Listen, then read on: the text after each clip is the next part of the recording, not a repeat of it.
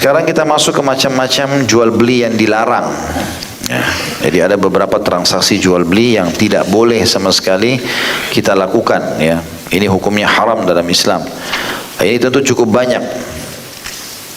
Kurang lebih ada 15 poin. Ya, larangan transaksi jual beli. Maaf, 16 poin. Ya. Kita coba masuk ke beberapa poin di sini. Rasulullah SAW telah melarang beberapa macam jual beli karena di dalamnya terdapat unsur penipuan yang menyebabkan pelakunya memakan harta milik orang lain dengan cara batil dan penipuan yang melahirkan kedengkian, perselisihan dan permusuhan di antara orang-orang Islam. Di antaranya, yang pertama, jual beli barang yang belum diterima. Tidak diperbolehkan bagi seorang muslim membeli barang kemudian dia menjual kembali sebelum menerimanya dari penjualnya. Berdasarkan sabda Rasulullah SAW, "Idza syaraita syai'an fala tabi'u hatta taqbidah." Jika kamu membeli satu barang, jangan kamu jual kembali sebelum kau menerimanya terlebih dahulu. Hadis ini riwayat Ahmad nomor 14.892. Kemudian juga sabda Nabi SAW, "Man ibta'a ta'aman fala yabi'hu hatta yastawfiyah." Barang siapa yang membeli makanan maka janganlah menjualnya kembali sampai ia menerimanya terlebih dahulu. Hadis ini riwayat Bukhari nomor 2126. Ibnu Abbas juga berkata radhiyallahu anhu, "Aku tidak memperkirakan sesuatu kecuali yang semisalnya dengannya."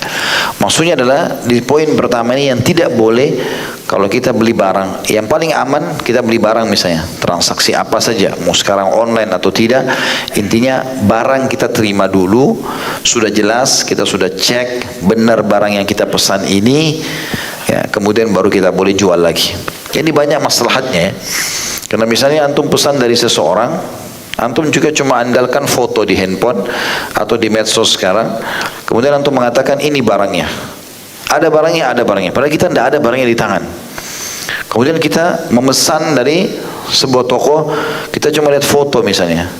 Ini dalam hukum ini tidak boleh kita transaksikan kepada pembeli lain, sementara kita juga masih menjadi pembeli di orang lain. Ya. Kita harus menerima dulu barang itu, sudah kita pastikan benar, lalu mungkin barang itu aslinya kita foto, boleh kita mengatakan ini barangnya sudah ada. Bagi teman-teman yang online bertakwa kepada Allah SWT, kalau pajang foto dan bilang stok ada, harus ada, walaupun cuma satu. Tidak boleh sama sekali nggak ada produk antum bilang stok terbatas atau stok ada, ya, dan seterusnya. Makanya tidak benar. Lalu orang transfer uang sebelum ada produk. Ini berbahaya sekali. Kalau kapan dia terima uang orang lain, kemudian dia pesan ke pabriknya atau tokonya dan tidak ada, maka ini susah. Akan mengganggu nanti, bisa saja orang yang punya uang tangkap buruk, mungkin dianggap ini orang penipu, mungkin dianggap orang ini, mungkin niatnya tidak seperti itu. Tapi ini semua efek-efeknya sangat besar. Oleh karena itu, terima produk, baru jual. Tidak boleh sama sekali kita transaksi tanpa kita periksa dan terima produk yang sudah kita beli itu. Ya. Yang kedua, jual beli barang yang sudah dibeli oleh muslim yang lain. Ini nggak boleh terjadi. Tadi produk harus diterima dulu baru kita jual. Ini dilarang kalau kita belum terima sudah kita jual. Ya. Yang kedua, jual beli barang yang sudah dibeli oleh muslim lain, sudah terjadi transaksi. Tidak diperbolehkan bagi seorang muslim membeli satu barang yang telah dibeli saudaranya sama muslim. Misalnya, saudaranya membeli suatu barang dengan harga 5 dirham, lalu seorang muslim berkata kepada penjualnya, "Kembalikan uang itu kepada pemiliknya. Niscaya aku akan membeli barang ini darimu seharga 6 dirham." Kita suka sekali sebuah gelas atau sebuah baju, harganya 100.000. Lalu sudah dibeli orang-orang lain, lalu kita nego sama penjualnya, udahlah kembalikan aja uangnya, saya beli dari kau 150.000. Ini nggak boleh, karena sudah terjadi akad transaksi jual beli. Kalau antum paksakan, nanti bajunya tidak akan berkah. Berdasarkan sabda Rasulullah SAW, "La yabi' ba'dukum ala bai'i ba'd." Janganlah sebagian antara kamu membeli barang yang telah dibeli oleh orang lain. Dan hadis ini diriwayatkan oleh Bukhari nomor 2165, juga riwayat Muslim 1412. Hadis ini itu ada lanjutannya ya. Dan tidak boleh seseorang mengkhitbah di atas khitbah saudaranya.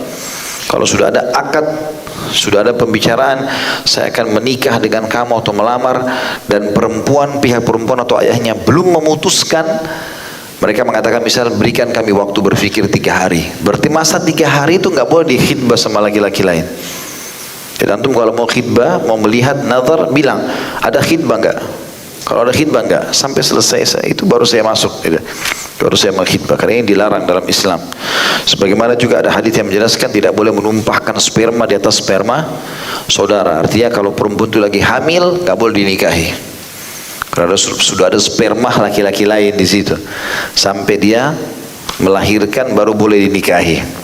Nah, ini sayang sekali banyak di Indonesia menikahi wanita hamil padahal bukan dari dia, gitu kan. Sedangkan sperma dia saja, pendapat jumhur ulama mengatakan tetap tidak boleh dia nikahi.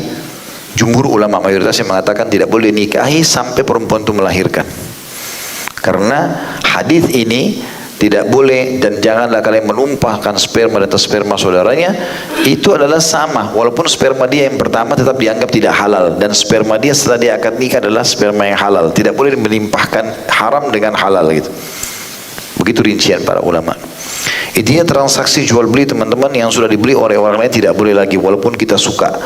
Belilah produk yang lainnya. Yang ketiga, jual beli yang haram adalah jual beli sesuatu dengan sistem najash atau jontrot di sini ya. Ada putusan nomor 1324 dijelaskan najash menurut bahasa ialah melepaskan binatang buruan dari kandangnya dengan maksud untuk diburu, dan menurut syariat ialah menawar satu barang dengan harga yang lebih tinggi tanpa bermaksud membelinya, melainkan supaya para penawar tertarik dan menawarnya dengan harga lebih tinggi. Ini biasa terjadi di pegadaian ya, gadai-gadai. Ini produk saya mau jual gelas 10.000, siapa yang mau beli?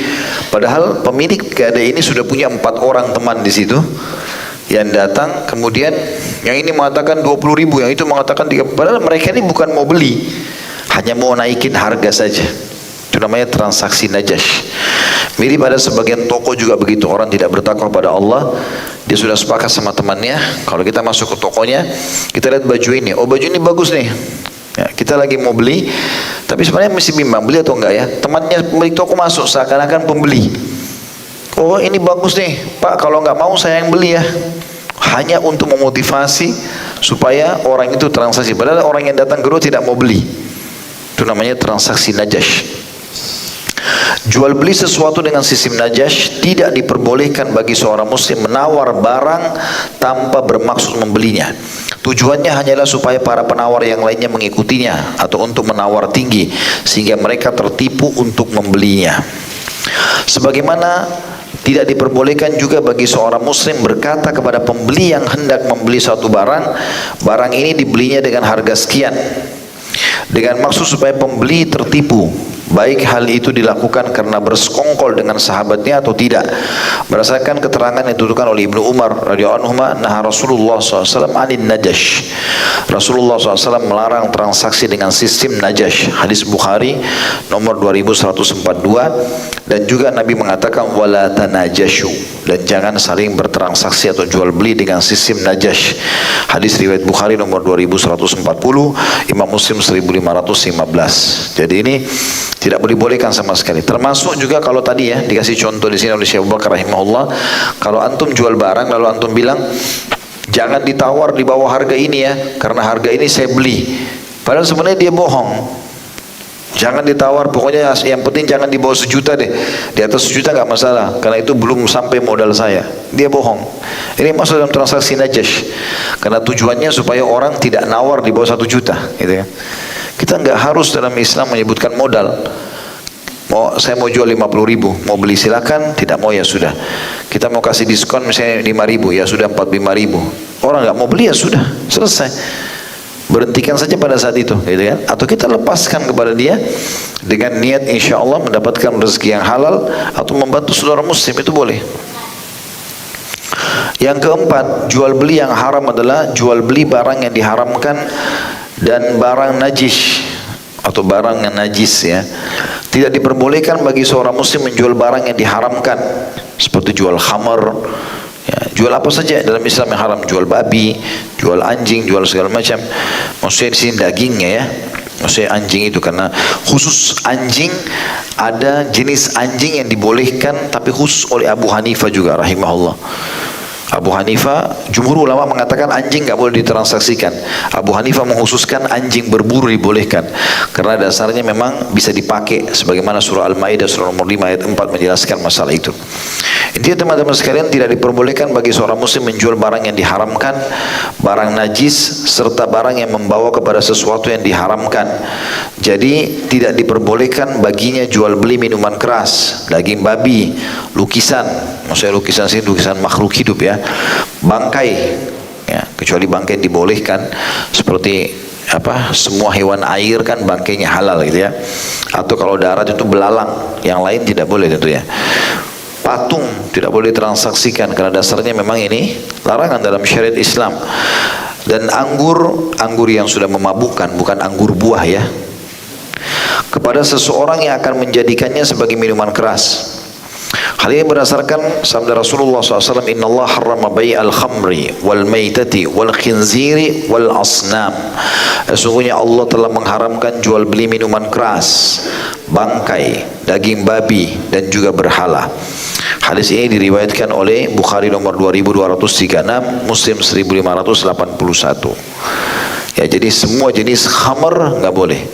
Dan khamr itu semua yang mengubah akal, tidak dari normal menjadi keluar dari batas normalnya, baik itu cairan ataupun bubuk. Makanya narkotika masuk dalam hal-hal yang dilarang, masuk dalam kategori khamar umumnya.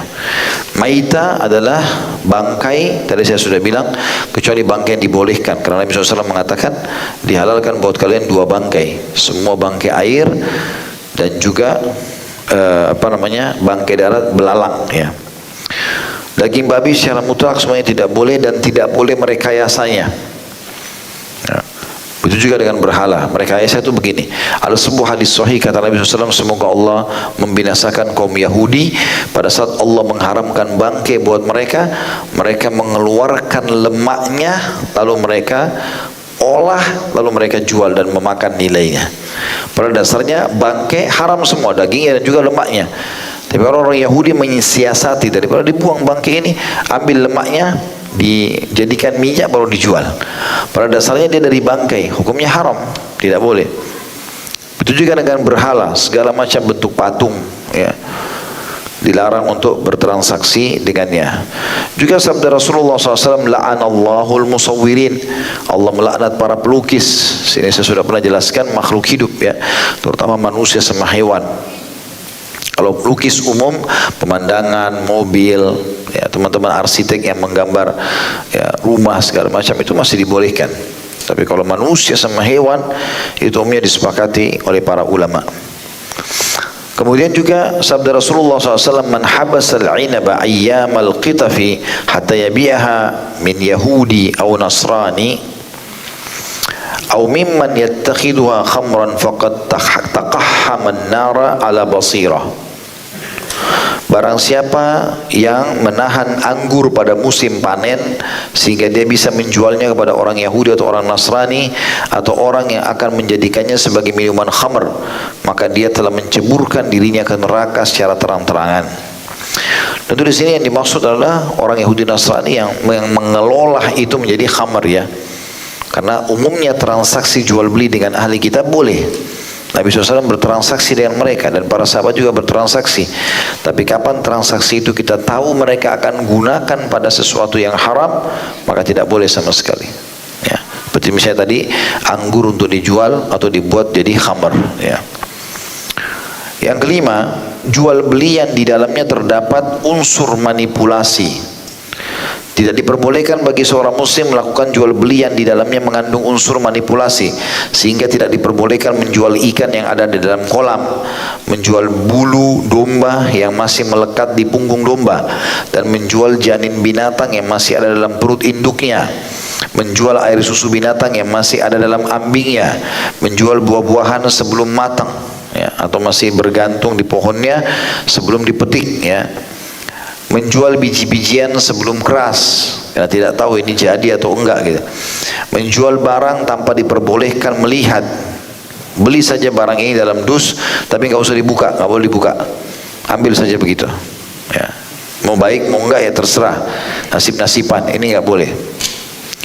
Membolak-balik, ya. Jadi di sini dikatakan menjual barang tanpa diperbolehkan melihat, membolak-balik atau memeriksanya.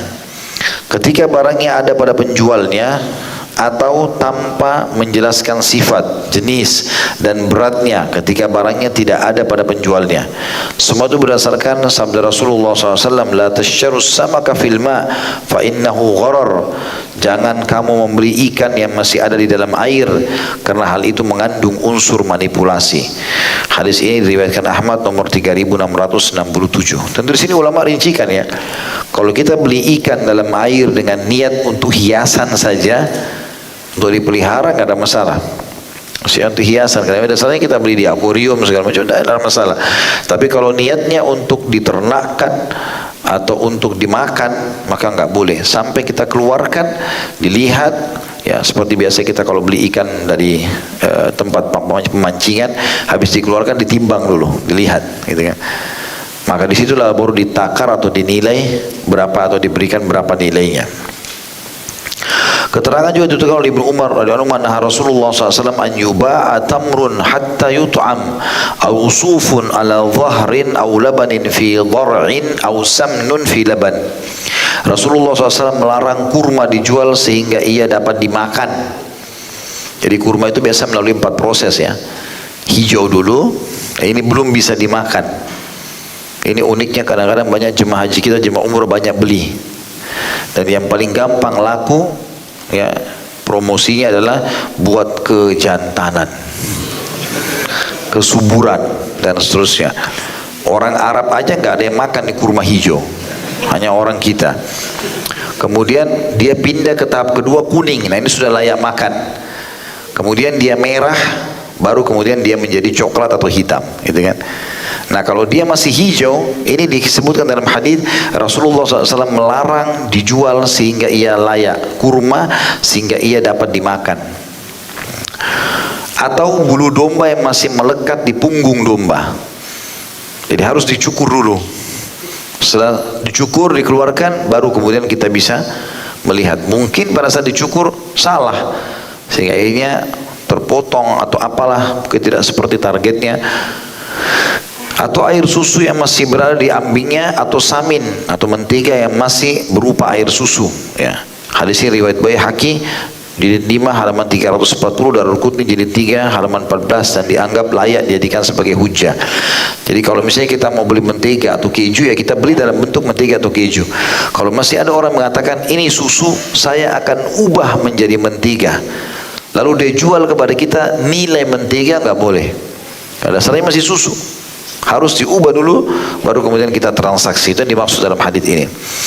Juga keterangan dalam riwayat lain, nah Rasulullah SAW an bai'ith thamrati hatta tuzhiya, qalu wa ma tuzhi, qala tahmar, faqala idza mana'a Allahu thamrata fabima tastahillu mala akhik. Rasulullah SAW melarang menjual buah-buahan sehingga matang.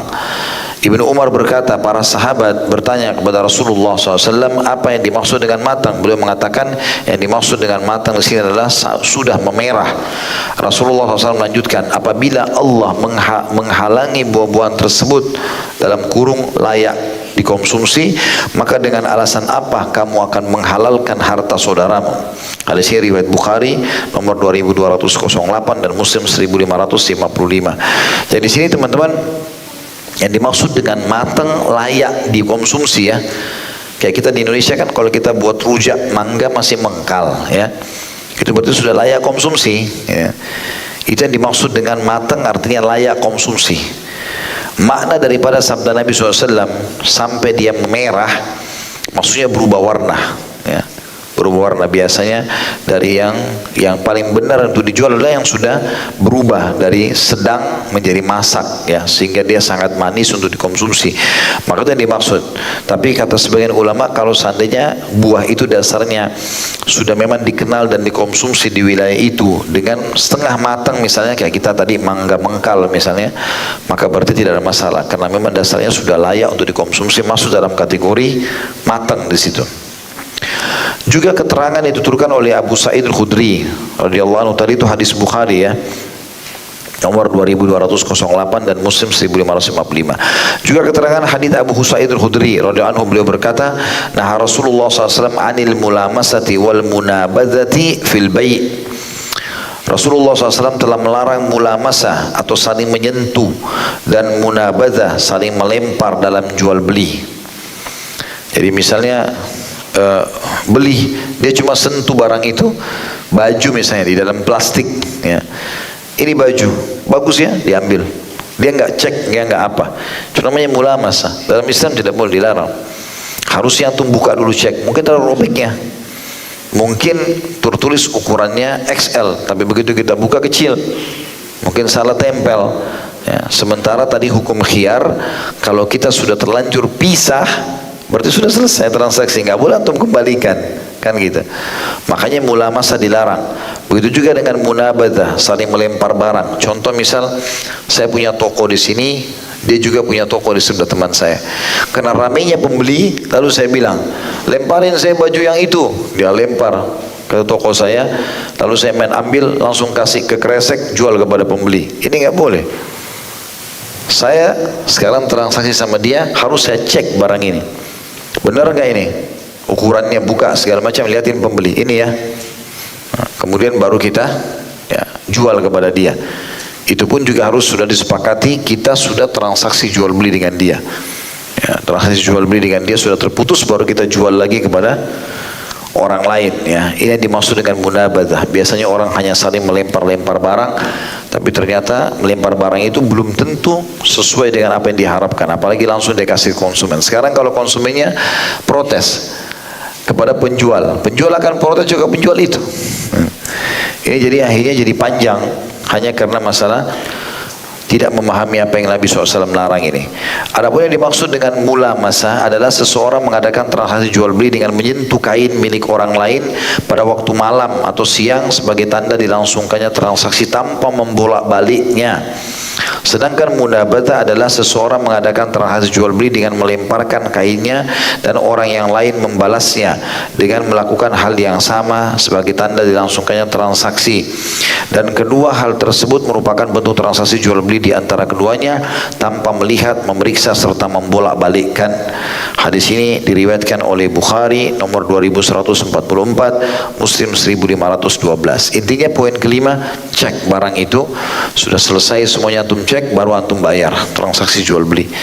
Jangan hanya mulamasah atau munabadzah. Mulamasah berarti hanya menyentuh dan tanpa cek, ataupun munabadzah hanya saling melempar, ya, hanya saling melempar saja. Jual beli yang keenam, dua transaksi dalam satu transaksi. Seorang muslim tidak diperbolehkan mentransaksikan dua transaksi dalam satu transaksi, melainkan dia harus mentransaksikannya dalam transaksi yang berbeda, karena di dalamnya mengandung unsur kesamaran yang dapat menyakiti atau merugikan muslim lainnya atau memakan hartanya dengan cara yang tidak benar. Adapun mentransaksikan dua transaksi dalam satu akad terdiri dari beberapa bentuk, diantaranya penjual berkata kepada pembeli, si penjual berkata kepada pembeli, aku menjual satu barang kepadamu dengan harga 10 dirham kontan atau dengan 15 dirham kredit hingga batas waktu tertentu. Lalu ia melanjutkan transaksi jual belinya, tapi penjual tidak menjelaskan kepada pembeli transaksi yang mana yang akan dilangsungkan. Contoh lain, jadi dia harus bilang, kita sepakat ini di kredit atau ini di cash. Dia tidak boleh hanya memberikan harta atau memberikan harga berbeda lalu kemudian dikasih kepada pembeli. Pembeli nggak tahu apakah ini harus bayar cash atau harus bayar kredit gitu.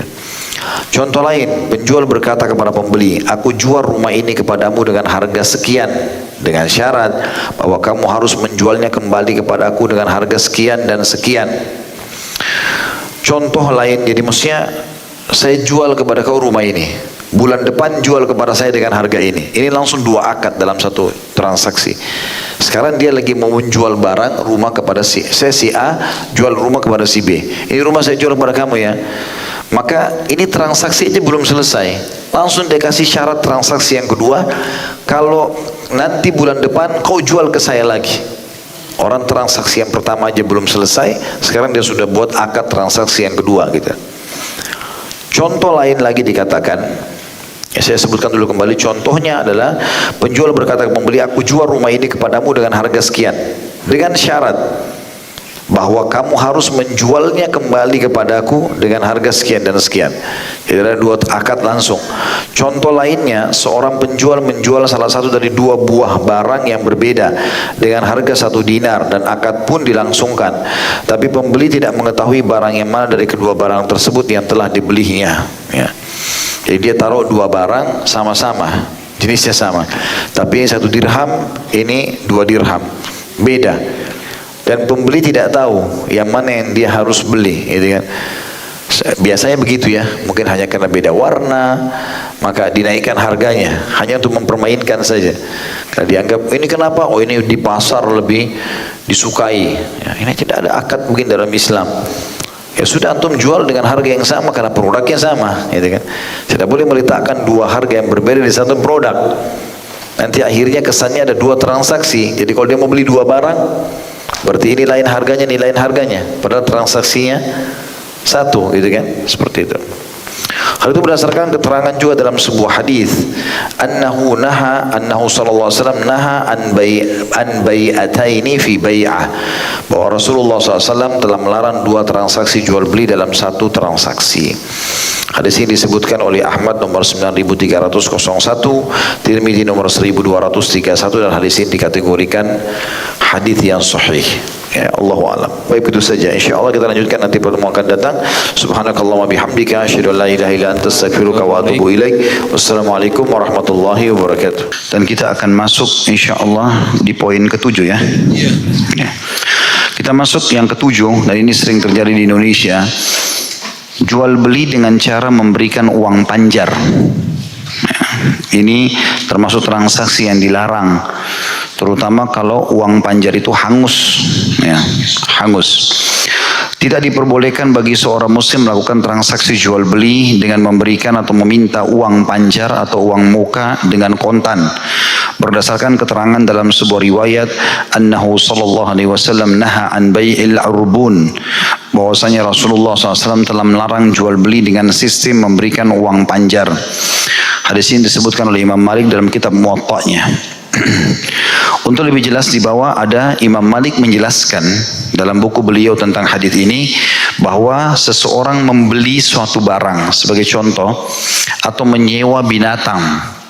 Zaman dulu orang menyewa tunggangan, kalau kita sekarang rental mobil ya misalnya, dan berkata, aku memberikan kepadamu 1 dinar dengan syarat jika aku meninggalkan barang atau binatang sewaan itu, mesti aku batalkan transaksi. Misal saya akan sewa mobil ini, saya akan sewa rumah ini bulan ini, lalu saya kasih dia tanda jadi, ini 100.000, gitu kan. Kemudian saya bilang, kalau seandainya saya batal, uang 100.000 itu punyamu, maka uang yang telah aku berikan kepadamu itu adalah untukmu. Ya, ini tidak boleh. Ya, tidak boleh, karena kita sendiri belum mendapatkan manfaat apa-apa. Untuk apa kita kasih kepada dia uang?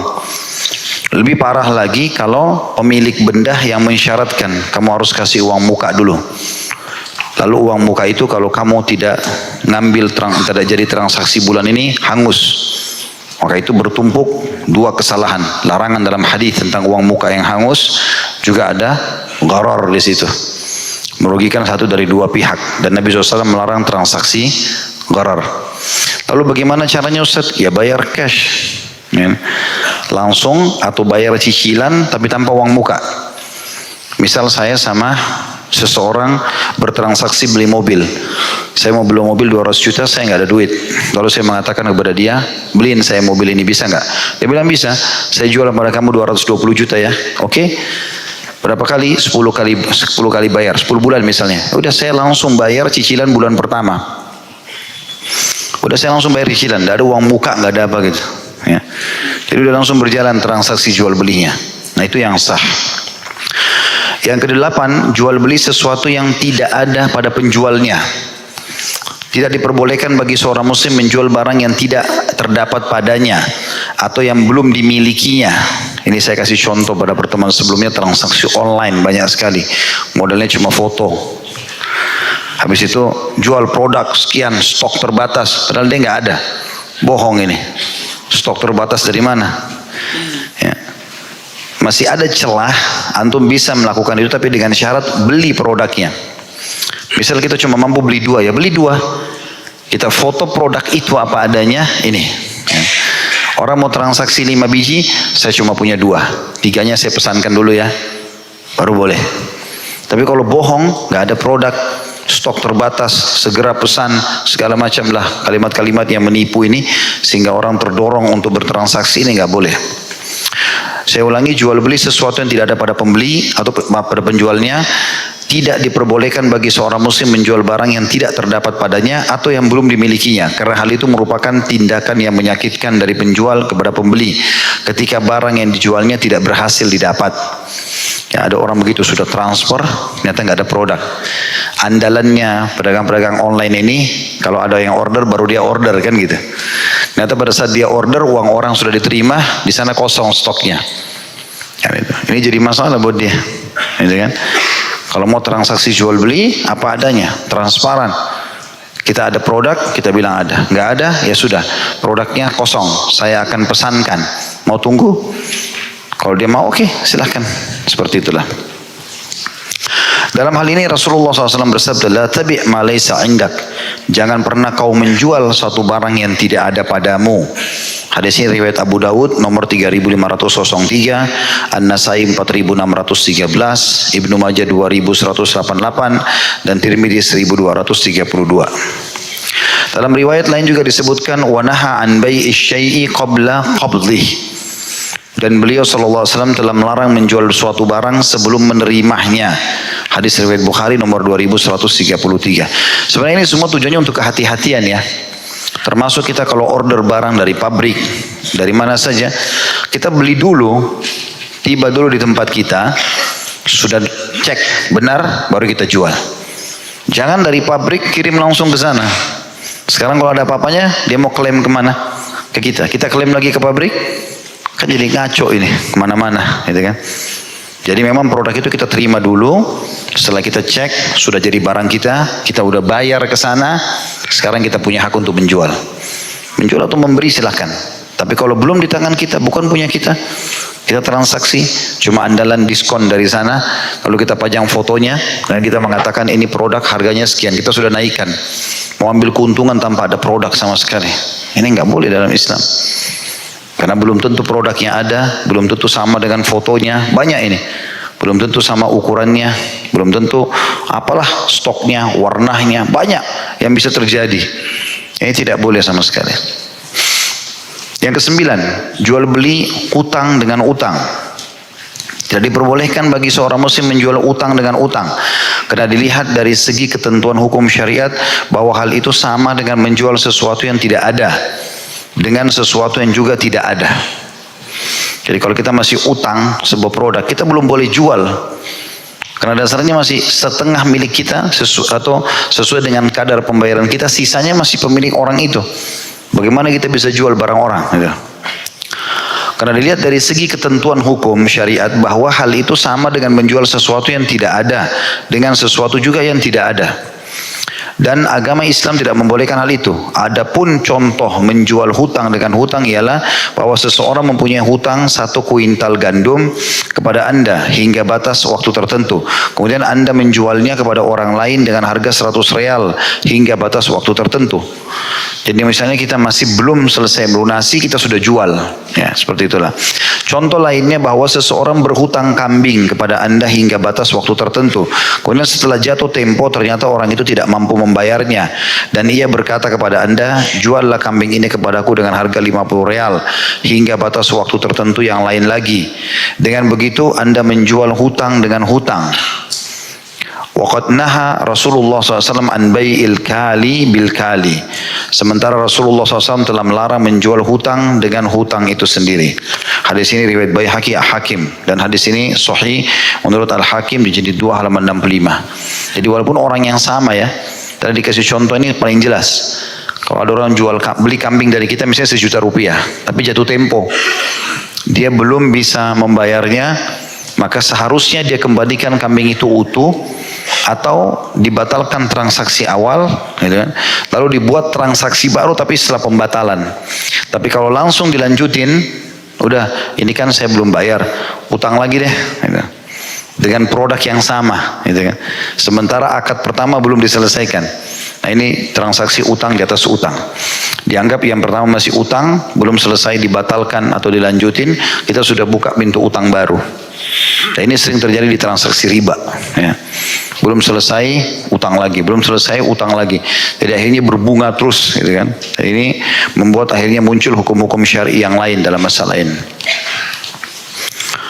Yang ke-10, jual beli dengan sistem inah. Tidak diperbolehkan bagi seorang muslim menjual suatu barang dalam kurung dengan cara kredit hingga batas waktu tertentu, kemudian penjual yang sama membeli barang tersebut dari pembeli dengan harga yang lebih murah daripada harga pembelian kredit itu. Jika penjual menjual suatu barang dengan harga 10 dinar secara kredit, kalau kita mungkin 100 ribu, kemudian barang tersebut dibelinya kembali seharga 5 dinar kontan, maka ia bagaikan orang yang memberikan pinjaman sebanyak 5 dinar dan minta dikembalikan dibayar sebanyak 10 dinar. Itulah yang disebut dengan riba nasi'ah atau riba karena tenggang waktu, dan yang diharamkan oleh Al-Quran, As-Sunnah dan Ijma' berdasarkan sabda Nabi atau sabda Rasulullah SAW, "Idza dhamma an-nasu bid-dinari wal dirhami wa tabaya'u bil-'ina wattaba'u adhnab al-baqar wa tarakul jihad fi sabilillah anzalallahu bihim bala'an fala yarfa'uhu hatta yuraji'u dinahum." Jika manusia telah kikir dengan dinar dan dirham, melakukan jual beli dengan cara ina dan mengikuti ekor sapi, maksudnya sudah membajak segala macam, sibuk dengan pekerjaannya, serta meninggalkan jihad di jalan Allah, niscaya Allah akan menurunkan kepada mereka malapetaka yang tidak akan hilang sehingga mereka kembali lagi kepada agama mereka. Hadis ini diriwayatkan oleh Ahmad nomor 3810 dan Abu Daud 3462, Ibnu Qattan mensahihkan. Seorang wanita berkata kepada Aisyah radhiyallahu anha, aku telah menjual seorang budak dari Zaid bin Arqam seharga 800 dirham dengan cara kredit. Jadi 800 dirham dibayar misalnya 8 kali atau 10 kali. Sedang aku telah membelinya darinya seharga 600 dirham dengan tunai. Aisyah berkata kepadanya, betapa buruk apa yang kamu beli dan betapa buruk pula apa yang telah kamu jual. Sesungguhnya jihadnya Zaid bersama Rasulullah SAW menjadi sia-sia kecuali jika ia bertaubat. Hadis ini riwayat Darul Qutni, jilid 3 halaman 52. Walaupun hadis ini dhaifkan oleh Darul Qutni sendiri, tetapi umumnya dipakai oleh ulama dalam masalah transaksi ina ini. Ya. Jadi transaksi ina ini karena orang mau mendapatkan keuntungan, ya. Misal dia saya beli mobil 200 juta, gitu kan. Dengan cara saya kredit, misal saya beli sama si A kredit 200 juta ini. Saya bayar misalnya 20 juta per bulan, berarti 10 bulan selesai. Tapi karena saya butuh duit, mendesak, saya bilang sama orang yang belikan saya itu, udah mobil ini kan harganya 200 juta, saya jual sama kamu cash 100 juta. Saya jual sama dia kembali 100 juta. Tapi utang saya yang pertama tetap berjalan. Cicilan saya yang pertama tetap berjalan. Ya, cuma karena saya butuh uang, saya jual kembali produk yang saya beli sama dia. Jadi seperti orang utang saja sebenarnya. Faham ya? Jadi saya ulangi, saya beli mobil 200 juta dengan cara kredit. Misalnya 20 juta per bulan, berarti 10 bulan lunas kan. Baru bulan ketiga, saya bilang sama orang yang pinjamin, yang beliin saya itu, beli aja dia 100 juta ini, mobil yang sama. Kasih saya cash 100 juta. Tapi utang yang pertama tetap berjalan. Tidak ada hubungannya sama transaksi yang kedua. Ini nggak boleh karena mobil itu dasarnya masih cicil, belum lunas. Kalau sudah lunas, kemudian dia jual dengan pembeli yang pertama, penjual yang pertama, nggak ada masalah. Sekarang kan masalahnya masih dalam akad ini. Itu yang jadi masalah. Itu yang disebutkan dengan inah. Ya. Makanya orang ini berkata, wanita ini berkata kepada Aisyah, aku menjual budak dari Zaid ibn Arqam seharga 800 dirham dengan cara kredit. Sama tadi beli mobil 200 juta, ini 800 dirham. Sedang aku telah membelinya darinya dengan harga 600 dirham dengan cara tunai. Ya. Aisyah berkata kepadanya, betapa buruk apa yang kau beli dan betapa buruk pula apa yang kamu jual itu. Ya. Yang ke-11, orang kota menjualkan barang dagangannya orang desa. Jika orang desa atau orang asing dari suatu daerah yang datang membawa barang yang hendak dijualnya ke pasar dengan harga yang berlaku pada hari itu, maka orang kota tidak boleh berkata kepadanya, tinggalkan barang dagangan itu di tempatku, niscaya aku akan menjualkan untukmu pada hari esok atau beberapa hari kemudian dengan harga yang lebih mahal dari harga hari ini. Padahal saat itu orang-orang membutuhkannya. Berdasarkan sabda Rasulullah SAW, la yabi hadirun libat, da'un nasa yarzuqullaha ba'dahum min ba'd. Janganlah orang kota menjual barang dagangan untuk orang desa, biarkan orang-orang melakukannya sendiri, di mana Allah memberikan rezeki sebagian dari mereka dengan sebagian yang lainnya. Hadis ini riwayat Bukhari Muslim dan lafaz Imam Muslim nomor 1522. Jadi kita perlu rincikan poin ini. Bukan berarti kita orang kota nggak boleh datang ke desa ambil barangnya orang, ambil pepaya, ambil durian, terus kita jual di kota. Bukan itu. Boleh saja transaksi orang kota sama orang desa boleh. Tapi di sini Syekh Abu Bakar sudah rincikan itu. Kalau misal antum pedagang sayur di pasar sayur, di hari yang sama ada orang desa datang bawa sayur yang memang kita jual di situ, kol, kentang, segala macam misalnya, dan dia mau jual juga di pasar itu. Nggak boleh kita orang kota larang dia dengan harapan kita bisa ambil keuntungan dari dia, kecuali memang kita transaksi sama dia. Dari sini kalau kita bilang sudah titip aja di toko saya, nanti saya akan jualkan kamu sehari 2 hari. Berapa kau bisa jual hari ini? 5.000 per kilo, saya akan jual sama kamu 7.000 2 hari lagi. Ini nggak boleh. Karena tujuannya si orang kota atau orang tadi yang punya pasar itu, dia nggak mau orang ini laku barangnya. Ini tidak boleh dalam Islam. Tapi kalau umumnya transaksi antara orang kota orang desa boleh. Jadi jangan difahami secara letterlet. Makanya saya ulangi lagi kata beliau, orang kota menjualkan barang dagangan orang desa. Yang tidak boleh itu begini, jika orang desa atau orang asing dari suatu daerah yang datang membawa barang yang hendak dijualnya ke pasar dengan harga yang berlaku pada hari itu, maka orang kota tidak boleh berkata kepadanya, ya, tinggalkan barang daganganmu itu di tempatku, niscaya aku akan menjualnya untukmu pada hari esok atau beberapa hari kemudian dengan harga yang lebih mahal dari harga hari ini. Padahal saat itu orang-orang membutuhkannya. Jadi sekali lagi tidak masuk dalam hal ini, larangan ini. Kalau kita ada orang desa bawa madu, bawa apa, terus kita langsung beli dari mereka, itu hak kita. Yang tidak boleh itu kita sengaja menahan barang dia dengan niat mungkin tanda kutip sini menipu ya, supaya dia tidak transaksi langsung, supaya dia tidak tahu harga pasar, gitu-gitulah. Niat-niat ini yang tidak boleh. Innamal a'malu binniyat. Tapi kalau ada orang desa bawa barang, memang dia mau jual di pasar, kita lihat produknya bagus, kita transaksi jual beli, oke, gak ada masalah. Tapi nggak boleh kita tahan supaya dia tidak tahu harga pasar segala macam, itu tidak boleh. Ya, karena rezeki di tangan Allah Subhanahu wa Ta'ala.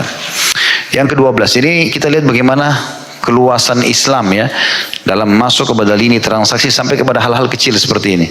Jadi tidak boleh ada terjadi sedikit pun kezaliman baik dari satu penjual ataupun dari pembeli. Semuanya harus diteliti.